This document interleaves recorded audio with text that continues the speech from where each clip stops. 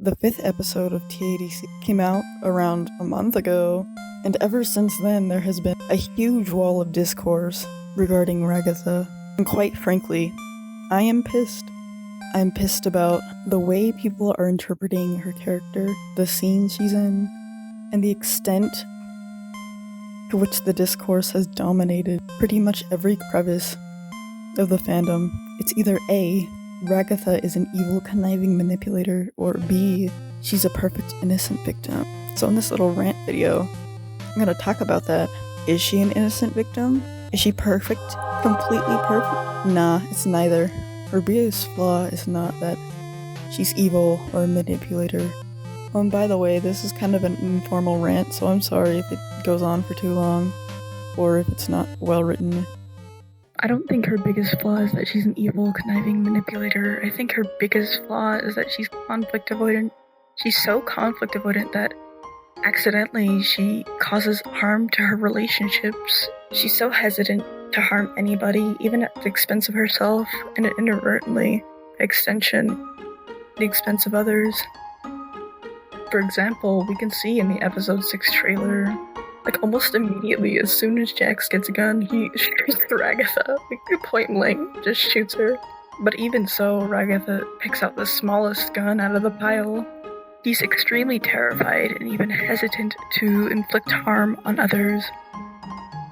But still, she did pick a gun, which shows us that she's willing to, not that she wants to, defend herself when it comes down to it. But she wants to do it in the least damaging way possible. Either that, or she was forced to, against her will. Poor Ragatha. She's really not having a good day. She hasn't been having a good day. Like, girl has been failing every single episode. That being said, I don't think she's people-pleasing in a basic sense, or that she's fake. I think it's something more, and that more is really the key to understanding her character and why she's so tragic in the first place. So what is this more that I'm talking about? I think it's a lot darker than just being fake, or on a basic level, being afraid of judgment. When we look at the episode 6 trailer again, all of the players are forced into a shooting match team-up. Importantly, she's paired with Kinger. This whole setup is a tangible manifestation of how her defenses can fail. She has to shoot somebody, she has to play the game in order to prevent harm to her friend, but she doesn't want to, so her defense mechanisms are rendered useless. That's the whole tragedy of it. If she doesn't cause harm to others, like I said, her last true friend is going to be harmed. There's this moment in the trailer that really caught my eye. It's the shot where Ragatha is hiding behind that barrel with this terrified expression on her face. Meanwhile, Kinger seems to have been shot down. I mean, she wants to help, but she can't. And I think that's the perfect encapsulation of her internal conflict. She desperately wants to do her best for others, but is terrified of causing any sort of harm or conflict. Even if it's justified, it inadvertently results in further harm, and in turn may fuel a sense of self-blame. I mean, sure, they can't die, but it has to be jarring to face a situation where her methods of mitigation are so powerless. She's going to be forced to face that she has less control than she thinks. Every time I hear this Ragatha discourse, everybody's so quick to judge her and assume things that I don't think in reality we can be too quick to judge. In reality, she's been in the circus longer than almost anyone at this point. And the only person who has been in there longer has kind of gone batshit insane. She's seen so many friends, so many people come and go. And I don't think the others understand because they haven't been there nearly as long, excluding Kinger. They haven't seen what she has. Omni and Jax told Ragatha that it's okay to show negative emotions sometimes, but when she responds, she says she doesn't want to be a jerk. I don't want to be a jerk or anything. She makes it evident that when she hears the term negative emotions in her mind, she's not thinking, oh, this is something that people express healthily at times. Because in her mind, it has a negative connotation inherently, likely because she views any sort of negative emotion as harmful to others, no matter how it's expressed. That's exactly the type of splitting or black and white thinking one might expect from trauma survivors. For them, there is no healthy expression of the negative emotion. Either it's good or it's bad. There's no nuance to it. If I react negatively, then I am negative.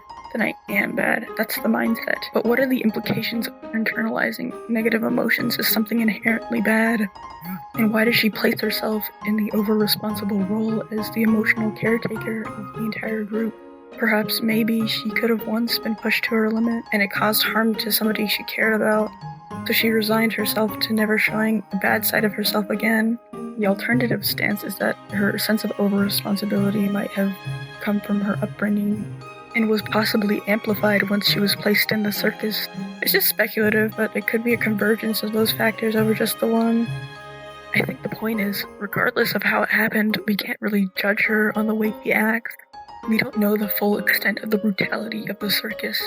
We don't know what happened before Pomni entered or what Ragatha might have witnessed. It must be so much pressure trying to hold everyone and everything together when deep down inside she knows it's hopeless.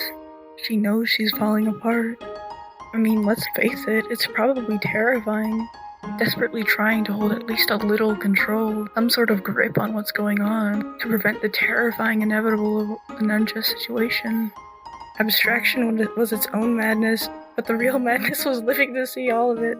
See everyone else go. Oh god, that was so cheesy. Oh my god. Sorry. That's probably why Kinger went insane, right? Seeing the last of his loved ones abstract, seeing Queenie abstract, that constant threat of losing anybody at any time is probably why she can't get herself close to anybody else. I mean, you saw Kaufman's funeral, how easily she broke down. She clearly cares about these people. She clearly has a deep emotional investment in them. So if she allowed herself to get close to anybody else beyond a cordial level, it would likely break her. That's why it's so sad to see, you know? That one person she did feel she could get close to, Omni, is backing off from her completely, or at least not engaging with her on the level that she does with others, like Kinger, Jax, or Gangle. At the very least, Omni is backing off. Not completely, but she's backing off. And regarding that, it's not entirely Jax influencing Pomni. That's not the main thing keeping Pomni from getting close to Ragatha. In reality, Ragatha is terrified, losing her own chance at a real friend, so she merely perceives Jax as taking Pomni from her. And this isn't reality. She sees it as a competition almost, as if Pomni is a prize to win over, and that undoubtedly feels objectifying to Pomni and infantilizing. This is clearly exhibited in episode 5 when she has her controversial crash out. You know, the one that's caused floods and floods of utter chaos. The way that she approaches her relationship with Pomni as something she can win or lose could be feeding into a self-perpetuating cycle where her fear of losing Pomni as a friend ironically pushes her away more. The whole cycle is evident in episode 5, where Pomni clearly feels on edge near Ragatha. We can see the results in the episode 6 teaser where she's explicitly paired up with Jax. I think through all of this, we have to remember that Ragatha is still human. She needs connection, and I think she needs to remember that herself. She craves it. Almost desperately so. The quote-unquote connection that she's allowing herself right now isn't authentic, and the only real sources she has aren't sustainable. There's Omni, who's put off by her trauma responses, and then there's Kinger, who isn't lucid enough to have an authentic conversation most of the time. What really gets me though, what's my biggest pet peeve about all of this, is when people say shit like, Ragatha is kindness without empathy, Jax is empathy without kindness. That's not true. I'd argue, in fact, that Ragatha is hyper-empathetic. She feels so deeply that maybe sometimes when someone abstracts, she might blame herself. That's just speculative, though. But we did see it with Kaufmo in the first episode when she apologized for fake laughing at his jokes. Her empathy is so high that she overcompensates. I don't think that's fake in the sense that she's hiding a mean girl core to be manipulative. It's a trauma response. She's someone who feels deeply, but is put in a situation that is pretty antithetical to how she operates on an authentic level. I mean, she can operate, but that's not who she is authentically. It comes at a cost. Another thing is, I'd argue that the main difference between Pomni and Ragatha isn't that Ragatha is fake and Pomni isn't. I'd argue that the main difference is that Ragatha has been in the circus long enough to have her natural empathy distorted into a trauma response. I mean, think about it. She's probably seen a lot of the people that she's gotten close to, one by one, abstract. She couldn't prevent their demise. That's something terrifying, having no control over that situation. A lot of people miss that having the capacity for high empathy doesn't mean that you're automatically going to express it in a healthy way. It can become dysfunctional when you're in an unsafe environment where authenticity comes at a detriment to your survival. Her fake optimism isn't just some basic performance. It's a survival mechanism to prevent herself and others from abstracting completely. It's a means of self-preservation and regulation. She's learned that this place doesn't go by the basic rules of society. It's unstable, it's unpredictable. Anyone is at the threat of abstraction at any time. Can't apply the rules of our own reality and society to something as chaotic as a circus and expect it to be the same. Or we can't judge her on the same metrics that we would when judging someone from our normal, stable reality. We can't expect her to be perfect all of the time. That's like the whole thing with her, isn't it? Besides, Pomni's empathy isn't perfect either. She doesn't understand everything. She doesn't understand Ragatha's trauma responses, and she almost over-empathizes with Jax, to the point where she enables his harmful behaviors. That doesn't mean Ragatha is absolved from her own flaws either, or that she doesn't have an impact. Ragatha's fear of conflict is actively pushing other people away. Like I said before, it's on her. It's understandable, yes. She's not absolved completely. She isn't comfortable with being seen or being vulnerable. She sees conversations as not something to genuinely connect on a vulnerable level, but to navigate as a way to manage her image as a caretaker so others won't leave, to maintain equilibrium and ensure that they aren't hurt. She's pretty rejection sensitive, as well as sensitive to hurting the feelings of others. It's a pretty delicate balance that she feels like she has to play in order to be liked. This results in her constantly being on edge, constantly being hypervigilant. And when one invests all of their time and energy into reading others, they don't have the space to connect on an authentic level. I mean, look at her, we can tell she's constantly watching for something. For example, I remember this moment in episode 2 where she's about to knock on Pomni's door and talk about how she was left behind by Pomni to an abstracted Kaufmo the day earlier. And when she does, her eyes quickly dart to both sides. The sheer panic in her eyes says it all, and the way she brings it up is peak conflict avoidance. Starts talking about it in subtle ways, indirectly. Well, at least what she thinks is subtle. I mean, come on. Girl, you were trying, but you were failing so hard. But then as soon as she opens the door and sees just how disoriented Pomni is from her circus arrival, she almost automatically drops the matter and reverts back to her defenses, her caretaker mode. So as we can see, she's always in survival mode. The fawn, fight, flight, freeze response. And when you're in that mode, when you're always looking out for danger, your body can't tell the difference between moral danger and social danger. So your senses are heightened and you're more susceptible to what your brain might perceive as danger, such as loud noises or quick movement. We can see this clearly in Ragatha. Like this moment in episode 2 when Kane explains that they need to go on an adventure. The bro straight up tells in her face. I don't know why that's funny, I guess it's just relatable. Since I have CPSD and I get jumpy like that too. Anyway, her expression worsens, like she gets this little frown, it looks so sad. And even in the aftermath, when he's gone, the frown on her face remains. It kind of shows how deeply affected she was. Another instance can be seen later in the episode when she reassures Jax, there can be blood, death, and violence in the next adventure.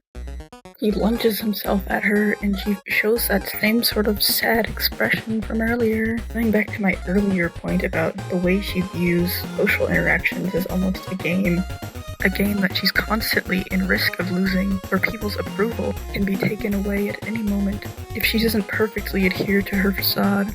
That's probably why she gets so anxious at the smallest sign of disapproval, as stated earlier with Omni, because it feels like the consequences are far more catastrophic than they actually are. And this is just speculation, but this might be due to her upbringing, where love and safety may have been conditional on whether she was compliant or not. This belief leads to the loop where she fails to bring something up, but desperately wants to. She feels like she can't because she's gonna lose the love and safety that she felt and learned was conditional. This results in an awkward exchange. It usually ends up in the person reacting negatively, causing her to go back into the caretaker defense and desperately soothe the other person, probably because she lacks a healthy model for conflict resolution at all. That comes off as inauthenticity to others, trying too hard, and a bit too much, so it pushes them away further. It's a self-reinforcing cycle, like I said before, that only serves to isolate. It's also a way for herself to survive. If she doesn't think of the bad stuff, she doesn't have to undergo that same spiral that most endure when they abstract. I think that's really evidently seen in her infamous spiral regarding the whole futility of finding an exit thing at the beginning of episode 1, when she explains why it's futile to dwell on finding an exit. You can see that even just a quick explanation causes a quick spiral into the likely massive wall of repressed emotions regarding being trapped in such a chaotic digital hell. She's let them accumulate for so long that even just accessing them for a moment causes an almost insurmountable amount of feeling. The point where she borders on having a panic attack, but then immediately after we can see her defenses snap back in, and she dismisses it. She puts on that anxious smile. I think it's almost a perfect representation of her defenses kicking in pretty hard. She's that classic caretaker, and I don't mean caretaker as in somebody who casually cares for somebody like a healthy teacher or a healthy parent. Sure, she takes care of other people, but it's at the expense of herself.